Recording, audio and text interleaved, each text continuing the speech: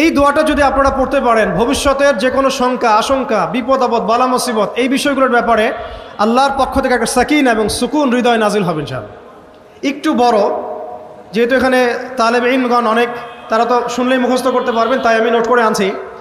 এবং জ্ঞান তো লুকিয়ে রেখেও লাভ নাই, প্রচার করলেই লাভ। আপনারা আমল করলে আমি নাকি পাবো ইনশাআল্লাহ। একবার আমার মনে আছে যে একটা জটিল মাসালা নিয়ে আমরা আমাদের মহতারাম খতিব সাহেব, বাইতুল মুকাররমের বর্তমান খতিব সাহেব, তার দ্বারস্থ হয়েছিলাম। একটা মুশকিলা দেখা দিয়েছে, একটা দোয়া শিখিয়ে দেন যে দোয়ায় আমল করলে ইনশাআল্লাহ এটা চলে যাবে। তা আমাকে তিনি পার্সোনালি বলেছিলেন যে এই দোয়াটা যেটা আমি এখন শিখিয়ে দিচ্ছি আপনাকে, এই দোয়াটা জিবরাইল আলাইহিস সালাম রাসূলুল্লাহ সাল্লাল্লাহু আলাইহি ওয়াসাল্লামকে শিখিয়ে দিয়েছিলেন, এবং রাসূলুল্লাহ সাল্লাল্লাহু আলাইহি ওয়াসাল্লাম এই দোয়াটা খালিদ বিন ওয়ালিদ রাদিয়াল্লাহু আনহুকে শিখিয়ে দিয়েছিলেন। তো শোনার এবং শেখার খুব আগ্রহ ছিল, তা আমি লিখে নিচ্ছিলাম এবং নোট করছিলাম। এই দোয়াটা যদি আপনারা পড়তে পারেন, ভবিষ্যতের যে কোনো শঙ্কা, আশঙ্কা, বিপদ আপদ, বালা মুসিবত, এই বিষয়গুলোর ব্যাপারে আল্লাহর পক্ষ থেকে একটা সাকিনা এবং সুকুন হৃদয় নাজিল হবে ইনশাআল্লাহ। একটু বড়, যেহেতু এখানে তালেবে ইলমগণ অনেক, তারা তো শুনলেই মুখস্থ করতে পারবেন, তাই আমি নোট করে আনছি। এবং জ্ঞান তো লুকিয়ে রেখেও লাভ নাই, প্রচার করলেই লাভ। আপনারা আমল করলে আমি নাকি পাবো ইনশাআল্লাহ। তো এই দোয়াটা হচ্ছে আউযু বিকালিমাতিল্লাহি তাম্মাতিল্লাতি লা ইউজাবিজুহুন্না বাররুন ওয়ালা ফাজির মিন শাররি মা খালাকা ওয়া যারআ ওয়া বারআ ওয়া মিন শাররি মা ইয়ানজিলু মিনাস সামাই ওয়া মা ইয়ারুজু ফিহা ওয়া মিন শাররি মা যারআ ফিল আরদি ওয়া মা ইয়াখরুজু মিনহা ওয়া মিন শাররি ফিতানিল লাইলি ওয়ান নাহার ওয়া মিন শাররি তাওয়ারিকিল লাইল ইল্লা তাওয়ারিকান ইয়াতরুকু বিখাইরিন ইয়া রহমান। এই দোয়াটার উপর আমল করতে থাকেন, দেখেন ভবিষ্যতের আশঙ্কা দূর হয়ে যাবে ইনশাআল্লাহ। আমার সামনে যারা বসে আছেন সবাই তরুণ ভাই, প্রথম যে কথাটা আমি আরজ করতে চাই সকলের উদ্দেশ্যে, এটা সকলের ক্ষেত্রেই প্রযোজ্য। প্রথম আমাদেরকে আমাদের জীবনের উদ্দেশ্যটাকে ফিক্স করতে হবে। আমরা এই পৃথিবীতে কী উদ্দেশ্যে এসেছি, এই উদ্দেশ্যটাকে বোঝা এবং সেই অনুযায়ী আমল করা, এটা হলো আমাদের জীবনের প্রথম কাজ। তো উপস্থিত তারুণ্যের প্রতি আমার প্রথম আজকের নাসিহাত যে আমরা যেন আমাদের জীবনের লক্ষ্য এবং উদ্দেশ্যটাকে উপলব্ধি করতে সক্ষম হই। আল্লাহ পাক সবাইকে তৌফিক দান করে দেন। এ বিষয়ে দুটো কথা আলোচ করতে চাই। একটা তো আল্লাহ পাক সূরাতুজ যারিয়াতের মধ্যে বলেছেন, বা'দা আউযু বিল্লাহি মিনাশ শাইতানির রাজীম ওয়া মা খালাকতুল জিন্না ওয়াল ইনসা ইল্লা লিয়াবুদুন। আমি জিন জাতি এবং মানব জাতিকে শুধুমাত্র আমার ইবাদত করার জন্যই সৃষ্টি করেছি। তো এখান থেকে আমরা বুঝতে পারছি যে এই পৃথিবীতে আল্লাহ পাক আমাদেরকে পাঠিয়েছেন শুধুমাত্র তার ইবাদত করার জন্যই।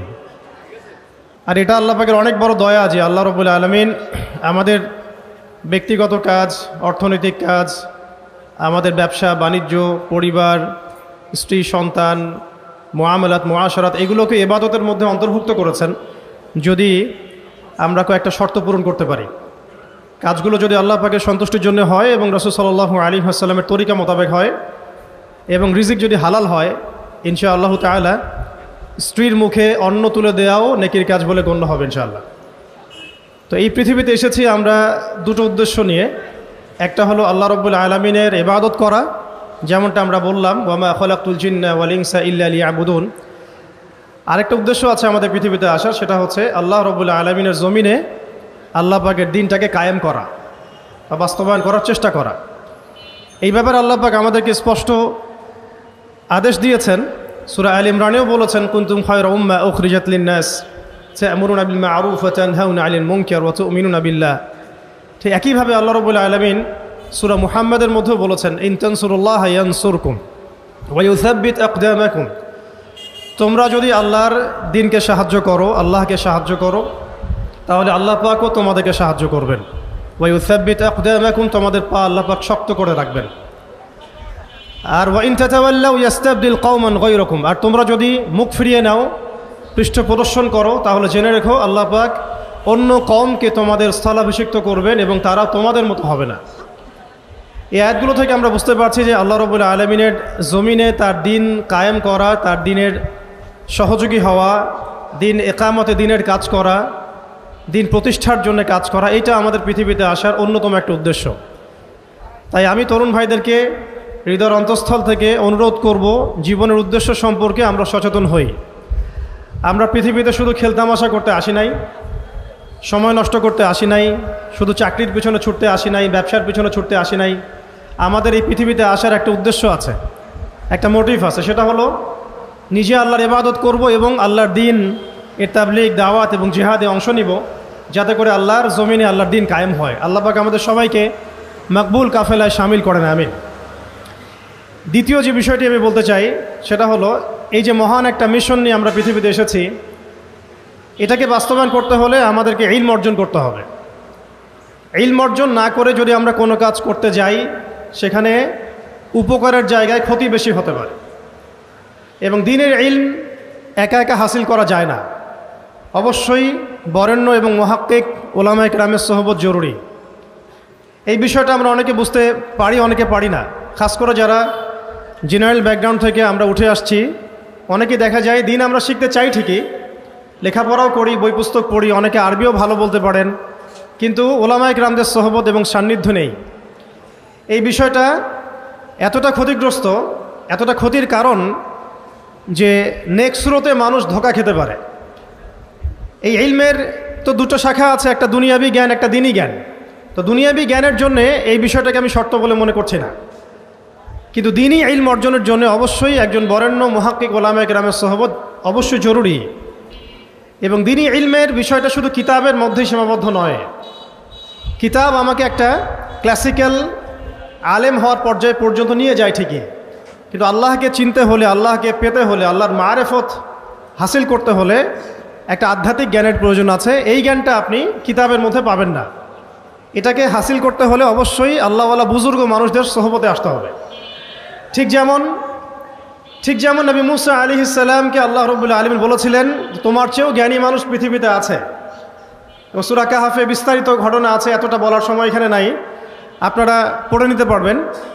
মুসা আলাইহিস সালাম যুগ যুগ সফর করেছেন সেই ব্যক্তিকে পাওয়ার জন্যে যাকে আল্লাহ রাব্বুল আলামিন তার পক্ষ থেকে খাস করে জ্ঞান দিয়েছেন। সেই ব্যক্তির নাম খিদর আলাইহিস সালাম। তিনি এমনভাবে এমন কিছু দেখছেন খিদর আলাইহিস সালাম, যেটা মুসা আলাইহিস সালাম বুঝতে পারছেন না।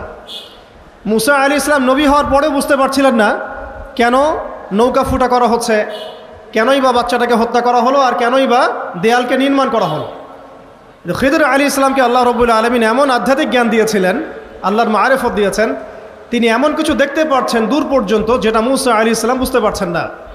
হাদিসের মধ্যে তো এটাও এসেছে, সেদিন যদি মুসা আলাইহিস সালাম এত প্রশ্ন না করতেন, তাহলে হয়তো আরও অনেক জ্ঞান জানা যেত, আও কামা ক্বালা আলাইহিস সালাম। এই কারণে আমি তরুণ প্রজন্মকে নসিহত করতে চাই, দ্বীনি ইলম অর্জন করছি, মাশাআল্লাহ, বই পুস্তক পড়ছি, অনেকে অনেক প্রতিষ্ঠানেও পড়ছেন, তবে অবশ্যই মাথার উপরে মুরব্বী উলামায়ে কেরামদেরকে রাখতে হবে। এটা ব্যতীত যদি আমরা দ্বীনের কাজ করতে চাই, কথা বলতে চাই, বা দ্বীনের কোনো দাওয়াত, তাবলীগ বা জিহাদের বিষয়ে আমরা ফিকির করি, সেখানে আমরা নিজেরাও বিভ্রান্ত হতে পারি, মানুষকে বিভ্রান্ত করতে পারি। তাই এটা হচ্ছে আমার দ্বিতীয় নসিহা আমাদের তরুণ ভাইদের প্রতি। আল্লাহ পাক আমাদের সবাইকে বরেণ্য উলামায়ে কেরামদের সোহবত নসিব করেন, আমিন। আরেকটা বিষয় এখানে আমি নিজে থেকে অ্যাড করতে চাই, সেটা হলো যে আমরা এখন অনেকেই অনলাইন কেন্দ্রিক চিন্তাভাবনা করি। অনলাইনে কে কত ভাইরাল, কার কত ভিউজ বেশি হয়, হ্যাঁ, কার ফ্যান ফলোয়ার্স কত বেশি, এগুলো আমাদের কাছে এখন হকের মানদণ্ড হয়ে গেছে, আর অনেকের কাছে, সবার কাছে নয়। তো এটা একটা মুসিবত, এটা খাসারা। মনে রাখবেন, বরেণ্য উলামায়ে কেরাম এবং আল্লাহর ওলিগণ নিজেদেরকে এত জাহির করেন না, তারা নিজেদেরকে লুকিয়ে রাখতে চান, তারা ইজহার করা পছন্দ করেন না, তারা হক এবং বাতিলের মধ্যে মিশ্রণ ঘটান না, তারা হক এবং বাতিলকে স্পষ্ট করে দেন। তারা পৃথিবীতে মাজলুম হন, নিভৃতচারী হন। তাদের অবস্থা তো এমন হয় যে তারা দিনের বেলার ঘোড়সাওয়া, রাতের বেলার দরবেশ। তো এই ব্যাপারে ইমাম মালিক রহমতুল্লাহ আলাইহির একটা কওল আছে, জ্ঞান কারো কাছে আসে না, জ্ঞানের কাছে যেতে হয়। তাই আমাদেরকেও সেই রকম বুজুর্গ আলেমকে খুঁজে বের করতে হবে। এমন নয় যে আপনার ঘর পর্যন্ত তিনি হেঁটে আসবেন, এমনটা নাও হতে পারে। তা আল্লাহ পাক আমাদের সবাইকে জ্ঞানের কাছে যাওয়ার তৌফিক দান করেন, আমিন। এরপরে আসি যে এই জীবনের উদ্দেশ্যটাকে ফিক্স করা এবং জ্ঞান অর্জনের যে এই সিলসিলা, এটা একটা লম্বা সিলসিলা। জ্ঞান অর্জনের ক্ষেত্রে তাড়াহুড়া করা যাবে না যে আমি 5 বছরের মধ্যেই আলেম হয়ে যাব, 10 বছরের মধ্যে আমি মুফতি হয়ে যাব, এইভাবে চিন্তা করা যাবে না। আমাদেরকে সারা জীবন তালেব ইলম হয়ে থাকতে হবে এবং জ্ঞান অর্জনের এই যে ক্রমবর্ধমান একটা সিলসিলা, এখানে সবরের পরিচয় দিতে হবে। এই ব্যাপারে আমি একটা কোটেশন নোট করে আনছি। আমাদের শ্রদ্ধেয় আলেম, বরেণ্য আলেম আল্লামা তাকি উসমানী সাহেবের যে কিতাব আছে তাসাউফ এবং আত্মশুদ্ধি, এই কিতাবের মধ্যেও পাওয়া যায়। এবং তার ভাই রফি ওসমানী সাহেবের একটা কিতাব আছে, সেখানেও এই কথাটা একই কথাই আছে যে একজন তালেব ইলমকে বা একজন আল্লাহকে চাহানেওয়ালা একজন ব্যক্তিকে এই 4টা গুণ হাসিল করতে হবে। জীবনের উদ্দেশ্য ঠিক করার পরে যখন আমরা ইলম অর্জন করতে যাব তখন এই 4টা গুণ হাসিল করার চেষ্টা করবো ইনশাআল্লাহ। আল্লাহ পাক সবাইকে তৌফিক দান করেন। প্রথম গুণটা হচ্ছে শুকর, আল্লাহ পাকের শুকর আদায় করা। এটা এত বড় একটা গুণ যাকে আল্লাহ রাব্বুল আলামিন কৃতজ্ঞতা স্বীকারকারী অন্তর দিয়েছেন, সে হচ্ছে পৃথিবীর ধনী মানুষ। চলতে ফিরতে উঠতে বসতে সবসময় আমরা আল্লাহ পাকের নিয়ামতগুলো স্মরণ করব এবং সবসময় বলতে থাকবো আলহামদুলিল্লাহ, বলতে থাকবো আলহামদুলিল্লাহ। আল্লাহুম্মা লাকাল হামদ হামদান কাসীরান তাইয়িবান মুবারাকান ফি কামা ইয়ানবাগি লিজালালি ওয়াজহিক ওয়া আযীমি সুলতানিক। আল্লাহ পাকের শুকরিয়া যে যত বেশি আদায় করবে, আল্লাহ পাক বলেছেন লা ইন শাকারতুম লা আযীদান্নাকুম, তোমরা আমার শুকরিয়া আদায় করো আমি তোমাদের প্রতি আমার নিয়ামতকে বাড়াই দিব। ওয়া লা ইন কাফারতুম ইন্না আযাবি লাশাদীদ, তোমরা যদি আমার অকৃতজ্ঞ হও জেনে রাখো আমার আযাব বড়ই কঠিন। তো উস্তাদগণ লিখেছেন একজন তালেবে ইলমের অবশ্যই শুকর গুজার অন্তর থাকতে হবে। আমাদের ওলামায়ে কেরামগণ এই কথাটা বারবার বলেন যে কলবুন শাকির, শুকর গুজার কৃতজ্ঞতা স্বীকারকারী একটা অন্তর থাকতে হবে। সবসময় চিন্তা করব আমাকে আল্লাহ কি দিয়েছেন, এটা চিন্তা করব না আমাকে আল্লাহ কি দেন নাই। আল্লাহ পাক আমাকে সুস্থ রেখেছেন, নিরাপত্তা দিয়েছেন, আমি খাচ্ছি পান করছি, এই যে নিয়ামত আল্লাহ পাকের যে অগণিত নিয়ামত, এটাকে স্মরণ করা এবং সে অনুযায়ী শুকরিয়া আদায় করা। আল্লাহ পাক সবাইকে শুকরিয়া আদায় করার তৌফিক দান করেন। এই যে 4টা ওজিফার কথা বলা হচ্ছে, এটা কিন্তু থানভীর রহমতুল্লাহি আলাইহি তার যে খলিফা ডক্টর আব্দুল হাই মোহাম্মদ আরেফি রহমতুল্লাহি আলাইহি তাকে দিয়েছিলেন, তিনি তার ছাত্রদেরকে দিয়েছিলেন। এটা আপনারা তাসাউফ আত্মশুদ্ধি বইয়ের মধ্যে পাবেন। তো দ্বিতীয় এখানে যে বিষয়টা বলা হয়েছে সেটা হলো সবর করা। জ্ঞান অর্জন করতে হলেও সবর করতে হবে, আল্লাহকে পেতে হলেও সবর করতে হবে, দাওয়াত ও তাবলীগেও সফর করতে হবে, জিহাদের মাঠেও সবর করতে হবে। আমাদের ব্যক্তি জীবনে সবর থাকে, পারিবারিক জীবনে সবর, ব্যবসায় সবর, চাকরিতে সবর। যেটাই আমার মর্জির খেলাফ হচ্ছে তখনই সবর করতে হয়। আর এটা একটু কঠিন, এই কারণে আল্লাহ রাব্বুল আলামিন সবরের সাথে মাইয়াতের ঘোষণা দিয়েছেন। যে ব্যক্তি সবর করবে আল্লাহ তার সাথে থাকবেন ইনশাআল্লাহ। এই জন্য আল্লাহ পাক বলেছেন ইন্নাল্লাহা মাআস সাবিরিন, সবরকারীদের সাথে আল্লাহ পাক আছেন। এটা কঠিন, এই কারণে যখন মর্জির খেলাফ কোনো কিছু হবে তখন আমাদের আলেমগণ বলেন সবসময় পড়তে থাকা যে ইন্না লিল্লাহি ওয়া ইন্না ইলাইহি রাজিউন। এটা মাইয়াতের সাথে খাস দোয়া নয়, এটা শুধু মৃত্যুর সাথে খাস কোনো দোয়া নয়, এটা যখনই সবরের হালত আসবে তখনই পড়তে হয় ইন্না লিল্লাহি ওয়া ইন্না ইলাইহি রাজিউন।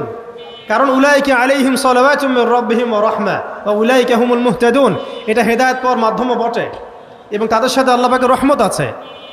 তো শুকরগুজার অন্তর এবং সবরকারী অন্তর আল্লাহ পাক সবাইকে নসিব করেন, আমিন। 3 নম্বরে উস্তাদগণ বলেছেন তওবা, বেশি বেশি তওবা করতে বলা হয়েছে। চলতে ফিরতে উঠতে বসতে সবসময় আমরা আস্তাগফিরুল্লাহ ওয়া আতুবু ইলাইহি পড়ার অভ্যাস করি। যে যত বেশি তওবা করবে তার হৃদয় তত পরিচ্ছন্ন হবে, গুনাহ মাফ হবে। পরিচ্ছন্ন কলবের মধ্যেই আল্লাহ পাকের নূর এবং মারিফত নাজিল হবে ইনশাআল্লাহ। অপরিচ্ছন্ন কলবের মধ্যে কিন্তু আল্লাহর নূর নাজিল হয় না। তাই উলামায়ে কেরাম বারবার অন্তত দিনে 100 বার আস্তাগফিরুল্লাহ ওয়া আতুবু ইলাইহি পড়তে বলেন। আল্লাহ পাক আমাদের সবাইকে পড়ার তৌফিক দান করেন। আর 4 নম্বর যেটা এই কিতাবে এসেছে সেটা হচ্ছে ইস্তেআযা, অর্থাৎ ভবিষ্যতের কোনো বিষয়ের জন্য আমাদের যদি আশঙ্কা সৃষ্টি হয়, না জানি এটা আমার উপর বিপদ আসবে কিনা, ভয়, আশঙ্কা, আতঙ্ক, এই বিষয়গুলো যদি আমাদের ভিতরে আসে, অর্থাৎ ভবিষ্যৎ নিয়ে কোনো শঙ্কা, তখন বেশি বেশি আল্লাহর কাছে আশ্রয় প্রার্থনা করতে বলা হয়েছে। পড়তে বলা হয়েছে আউযু বিল্লাহ, আউযু বিল্লাহ, অথবা আউযু বিকালিমাতিল্লাহি তাম্মাতি মিন শাররি মা খালাক, অথবা আউযু বিল্লাহি মিনাশ শাইতানির রাজীম, আউযু বিল্লাহিস সামিউল আলীম মিনাশ শাইতানির রাজীম মিন নাফখিহি ওয়া নাফসিহি ওয়া হামজিহি। একবার আমার মনে আছে যে একটা জটিল মাসালা নিয়ে আমরা আমাদের মহতারাম খতিব সাহেব বাইতুল মুকাররমের বর্তমান খতিব সাহেব তার দ্বারস্থ হয়েছিলাম। একটা মুশকিলা দেখা দিয়েছে, একটা দোয়া শিখিয়ে দেন যে দোয়ায় আমল করলে ইনশাল্লাহ এটা চলে যাবে। তা আমাকে তিনি পার্সোনালি বলেছিলেন যে এই দোয়াটা যেটা আমি এখন শিখিয়ে দিচ্ছি আপনাকে, এই দোয়াটা জিবরাইল আলাইহিস সালাম রাসূলুল্লাহ সাল্লাল্লাহু আলাইহি ওয়াসাল্লামকে শিখিয়ে দিয়েছিলেন এবং রাসূলুল্লাহ সাল্লাল্লাহু আলাইহি ওয়াসাল্লাম এই দোয়াটা খালিদ বিন ওয়ালিদ রাদিয়াল্লাহু আনহুকে শিখিয়ে দিয়েছিলেন। তো শোনার এবং শেখার খুব আগ্রহ ছিল। তা আমি লিখে নিচ্ছিলাম এবং নোট করছিলাম, এই দোয়াটা যদি আপনারা পড়তে পারেন, ভবিষ্যতের যে কোনো শঙ্কা, আশঙ্কা, বিপদ আপদ, বালা মুসিবত, এই বিষয়গুলোর ব্যাপারে আল্লাহর পক্ষ থেকে একটা সাকিনা এবং সুকুন হৃদয় নাজিল হবে ইনশাআল্লাহ। একটু বড়, যেহেতু এখানে তালেবে ইলমগণ অনেক, তারা তো শুনলেই মুখস্থ করতে পারবেন, তাই আমি নোট করে আনছি। এবং জ্ঞান তো লুকিয়ে রেখেও লাভ নাই, প্রচার করলেই লাভ, আপনারা আমল করলে আমি নাকি পাবো ইনশাআল্লাহ। তো এই দোয়াটা হচ্ছে আউযু বিকালিমাতিল্লাহি তাম্মাতিল্লাতি লা ইউজাবিজুহুন্না বাররুন ওয়ালা ফাজির মিন শাররি মা খালাকা ওয়া যারআ ওয়া বারআ ওয়া মিন শাররি মা ইয়ানজিলু মিনাস সামাই ওয়া মা ইয়ারুজু ফিহা ওয়া মিন শাররি মা যারআ ফিল আরদি ওয়া মা ইয়াখরুজু মিনহা ওয়া মিন শাররি ফিতানিল লাইলি ওয়ান নাহার ওয়া মিন শাররি তাওয়ারিকিল লাইল ইল্লা তাওয়ারিকা ইয়াতরুকু বিখাইরিন ইয়া রহমান। এই দোয়াটার উপর আমল করতে থাকেন, দেখেন ভবিষ্যতের আশঙ্কা দূর হয়ে যাবে ইনশাআল্লাহ। আল্লাহ পাক আমরা সবাইকে 4টা গুণ হাসিল করার তৌফিক দান করেন। এইগুলো নিয়ে লম্বা কথা বলা যায়, তো আমি সংক্ষিপ্ত করে বললাম যে আল্লাহ পাক আমাদেরকে জীবনের উদ্দেশ্যটাকে ফিক্স করার তৌফিক দান করেন, যে আমরা পৃথিবীতে এসেছি আল্লাহর ইবাদত করতে এবং তার দিন কায়েম করতে। এবং এই মিশনে আমাদের প্রথম দরকার হচ্ছে দ্বীনি ইলম অর্জন করা, এবং এটা একটা লম্বা সিলসিলা, এই ব্যাপারে তাড়াহুড়া না করা। এবং 3 নাম্বার, বুজুর্গ ওলামা ইকরামদের সোহবতে থেকে দিনের জ্ঞান হাসিল করা। এতে করে জ্ঞানের সাথে সাথে আধ্যাত্মিকত্ব হাসিল হবে ইনশাআল্লাহ। আর আধ্যাত্মিকত্ব হাসিল না হলে বাইরের চোখ দিয়ে যদি আমরা দেখি, তাহলে এই বিশ্বটাকে চিনতে, বুঝতে এবং সমাধান বের করতে আমরা বেগ পাবো। এবং কোনো কোনো ক্ষেত্রে আমরা সত্যকে মিথ্যা মনে করতে পারি, মিথ্যাকে সত্য মনে করতে পারি। আল্লাহ পাক আমাদের খিদির আলাইহিস সালামের দৃষ্টিভঙ্গি দান করেন, আমিন।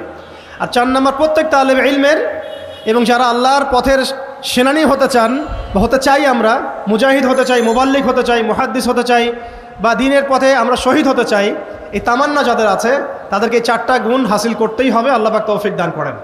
1 নাম্বার শুকর, 2 নাম্বার সবর, 3 নাম্বার তাওবা এবং 4 নাম্বার ইস্তেআযা বা আশ্রয় প্রার্থনা। আবার বলছি, 1 নাম্বার শুকর, বেশি বেশি শুকরিয়া আদায় করা, 2 নাম্বার সবর করা, 3 নাম্বার হচ্ছে পূর্বের পাপের জন্য তওবা করা, এবং যখনই পাপ হবে তখনই তওবা করা।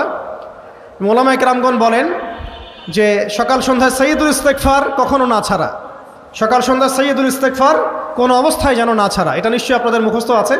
আল্লাহুম্মা আনতা রাব্বি লা ইলাহা ইল্লা আনতা খালাকতানি আনা আবদুক ওয়া আনা আলা আহদিকা ওয়া ওয়া'দিক মাসতাতা'তু আউযু বিকা মিন শাররি মা সানা'তু আবুউ লাকা বিনি'মাতিকা আলাইয়া ওয়া আবুউ বিযানবি ফাগফির লি ফাইন্নাহু লা ইয়াগফিরু যুনুবা ইল্লা আনতা। এই দোয়াটা কখনো না ছাড়া।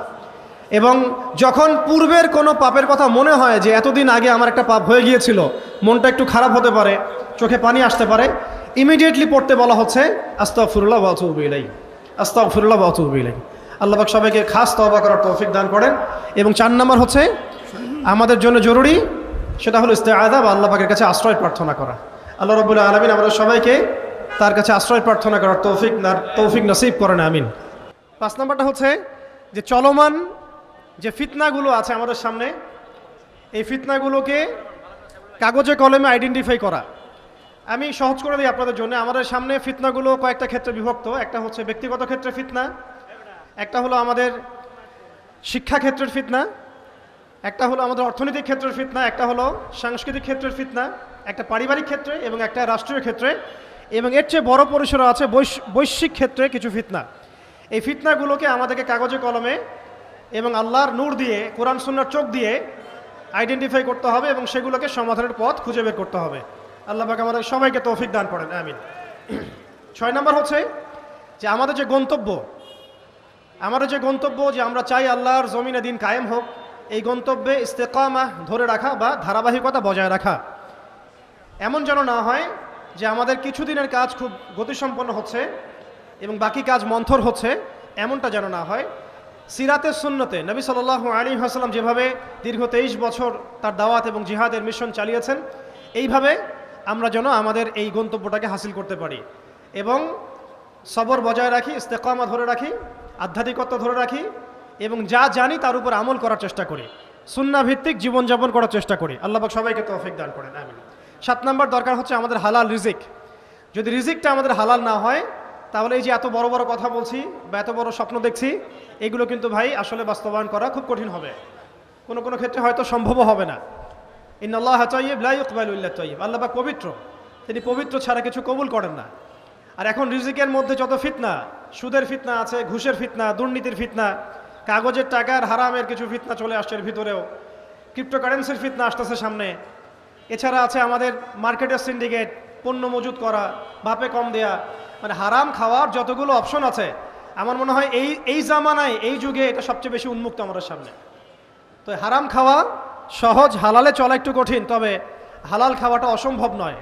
আল্লাহ পাক সূরা তালাকের মধ্যে বলেছেন, ওয়া ইয়াত্তাকিল্লাহ ইয়াজআল লাহু মাখরাজা, যে ব্যক্তি আল্লাহকে ভয় করে আল্লাহ পাক তার জন্য রাস্তা বের করে দেন। ওয়া ইয়ারযুকহু মিন হাইসু লা ইয়াহতাসিব, এবং এমন উৎস থেকে আল্লাহ পাক তাকে রিজিক দেন যা সে কখনো কল্পনাও করে নাই। আল্লাহ পাক আমাদের সবাইকে হালাল খাবার তৌফিক দান করেন, আমিন। 8 নাম্বার এবং 9 নাম্বার একসাথে বলে শেষ করছি, সেটা হলো আমাদের প্রত্যেককে কমপক্ষে পার্ট টাইম দাওয়াতের কাজ করতে হবে। দাওয়াত এবং তাবলীগের কাজটা এটা এখন আমভাবে সকলের উপর বর্তিয়ে গিয়েছে। এটা ব্যাপারটা এমন নয় যে ওলামায়ে কেরামগণ দাওয়াতের কথা বলবেন, তাবলীগের কথা বলবেন, আমাদের উপর কোনো জিম্মেদারি নাই, ব্যাপারটা কিন্তু এমন নয়। আমাদের প্রত্যেককে সৎ কাজে আদেশ করতে হবে, অসৎ কাজে নিষেধ করতে হবে। এবং আপনারা তো সবাই জানেন, হুযায়ফা রাদিয়াল্লাহু আনহু থেকে যে হাদিসটা বর্ণিত হয়েছে সহিহ মুসলিম শরীফে এসেছে, যে যদি আমরা সৎ কাজে আদেশ না করি, অসৎ কাজে নিষেধ না করি, তাহলে আল্লাহর পক্ষ থেকে বিপদ আপদ, বালা মুসিবত, গজব আসবে। এই সময় ওই কম দোয়া করবে, কিন্তু এই দোয়া আল্লাহর দরবারে কবুল হবে না। তাই আল্লাহ রাব্বুল আলামিন আমাদের সবাইকে সৎ কাজে আদেশ করার তৌফিক দান করেন, অসৎ কাজে নিষেধ করার তৌফিক দান করেন, হালাল খাওয়ার তৌফিক দান করেন, এবং দাওয়াত ও তাবলীগের সবাইকে এই মেহনতে যুক্ত থাকার তৌফিক দান করেন। আর সর্বশেষ যে কথাটা বলতে চাই সেটা হলো, এই দিন কায়েমের যে স্বপ্ন, এই স্বপ্নে আমাদের সবার দাওয়াতের সাথে জিহাদের তামান্না থাকতে হবে, শাহাদাতের মৌতের তামান্না থাকতে হবে। আমি আবারও রিপিট করছি, এই মিশনে আমাদের সবাইকে দাওয়াত এবং তাবলীগের সাথে জিহাদের তামান্না এবং শাহাদাতের তামান্না থাকতে হবে। হাদিসে স্পষ্ট এসেছে, যে ব্যক্তি জিহাদ করে না বা জিহাদের আকাঙ্ক্ষাও করে না, যে ব্যক্তি জিহাদ করে না এবং জিহাদের আকাঙ্ক্ষাও কখনো করে না, সে ব্যক্তি যেন মুনাফিকের মৃত্যুর একটা শাখার উপর মৃত্যুবরণ করলো। আল্লাহ পাক আমাদের সবাইকে নেফাকি থেকে হেফাজত করেন, আমিন। সম্মানিত উপস্থিতি এবং আমার সামনে উপবিষ্ট তরুণ প্রজন্মের দিনী ভাইরা, এই 10টা কাজ যদি আমরা করতে পারি, আমরা আশা করি এই 10টা কাজের সমন্বয় হলে আস্তে আস্তে হলেও আমরা ইনশাআল্লাহ তাআলা অচিরেই বাংলার জমিনে পরিপূর্ণ দিন কায়েম বলতে আমরা যা বুঝি, আল্লাহর জমিনে আল্লাহর দিন প্রতিষ্ঠা এবং শরিয়া বিধান প্রতিষ্ঠা, এটা কোনো অসম্ভব বিষয় নয় এবং এটা কোনো সময় সাপেক্ষ বিষয় হবে না ইনশাআল্লাহ। আল্লাহ পাক আমাদের সবাইকে 10টা কাজ করার তৌফিক দান করেন। শেষ করার আগে আমি আরেকবার রিপিট করছি, আমাদের সবাইকে আল্লাহ পাক জীবনের লক্ষ্য এবং উদ্দেশ্যকে নির্ধারণ করার, ফিক্স করার তৌফিক দান করেন। দুনিয়ার মহব্বত আমাদের হৃদয় থেকে আল্লাহ পাক দূর করে দেন, আখিরাতের মহব্বত আমাদের মধ্যে দান করেন। দ্বিতীয় বিষয় হচ্ছে, আমাদের সবাইকে এই মিশনে কাজ করার জন্যে প্রথম যেটা দরকার, জ্ঞান অর্জন করা, সেই জ্ঞান অর্জন আল্লাহ পাক সবাইকে করার তৌফিক দান করেন, এবং সেই জ্ঞান অর্জন উলামায়ে কেরামদের সোহবতে করার তৌফিক দান করেন। মাথার উপরে বুজুর্গ আলেম রাখার তৌফিক দান করেন। পাশাপাশি যে 4টা খাস গুণাবলীর কথা আমি বলেছি, শুকর, সবর এবং তওবা এবং ইস্তেআযা, এই 4টা হাসিল করার তৌফিক দান করেন। হালাল রিজিক খাওয়ার তৌফিক দেন এবং সৎ কাজে আদেশ করার, অসৎ কাজে নিষেধ করার তৌফিক দান করেন। দাওয়াত ও তাবলীগের সাথে আল্লাহর রাস্তার জিহাদ এবং শাহাদাতের তামান্না আল্লাহ পাক আমাদের সবার কলবের মধ্যে বসায় দেন, আমিন। ওয়া আখিরু দাওয়ানা আনিল হামদুলিল্লাহি রাব্বিল আলামিন। সুবহানাকাল্লাহুম্মা বিহামদিক, আশহাদু আল্লা ইলাহা ইল্লা আনতা, আস্তাগফিরুকা ওয়া আতুবু ইলাইক। আসসালামু আলাইকুম।